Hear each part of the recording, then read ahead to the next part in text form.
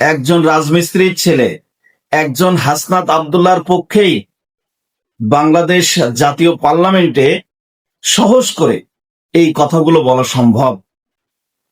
হাসনাত আব্দুল্লাহ কি পরিমাণ সাহসী হলে, হাসনাত আব্দুল্লাহ কি পরিমাণ সৎ হলে, হাসনাত আব্দুল্লাহ কি পরিমাণ জনক বান্ধব একজন এমপি হলে সে সংসদের মতো জায়গায় দাঁড়িয়ে বলছে যে মাননীয় স্পিকার, বাংলাদেশের সবচেয়ে বেশি সুবিধা ভোগ করছি আমরা যারা পার্লামেন্টের সদস্য রয়েছে, আমরা সবচেয়ে বেশি বাংলাদেশের ভিতরে সুবিধা ভোগ করছি, অপরচুনিটিটা আমাদের সব থেকে বেশি।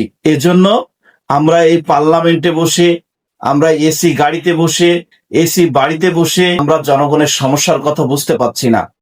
জনগণ কি পরিমাণ জ্বালানি সংকটের ভিতরে রয়েছে, জনগণ কি পরিমাণ গ্যাস সংকটের ভিতরে রয়েছে, তাদেরকে বাড়তি দামে গ্যাস কিনতে হচ্ছে, লাইনে ঘন্টার পর ঘন্টা দাঁড়িয়ে জ্বালানি তেল সরবরাহ করতে হচ্ছে, গ্রামে বিদ্যুৎ থাকছে না, ছোট ছোট বাচ্চা থেকে অসুস্থ বাবা মা গুলো গরমে অতিষ্ঠ হয়ে যাচ্ছে।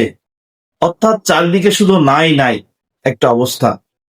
তো এই হাসনাত আব্দুল্লাহর পক্ষেই সংসদে বলা সম্ভব যে মাননীয় স্পিকার, এই পার্লামেন্টে বসে এসি গাড়ি চড়ে, এসি বাড়িতে থেকে, এসি রেস্টুরেন্টে খেয়ে আমরা যদি জনগণের কাতারে না যাই তাহলে কখনোই জনগণের সমস্যা বুঝতে পারবো না মাননীয় স্পিকার।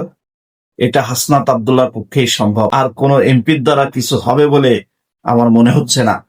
একমাত্র হাসনাত আব্দুল্লাহই জনগণের প্রতিনিধিত্ব করছে বলে আমার মনে হয়।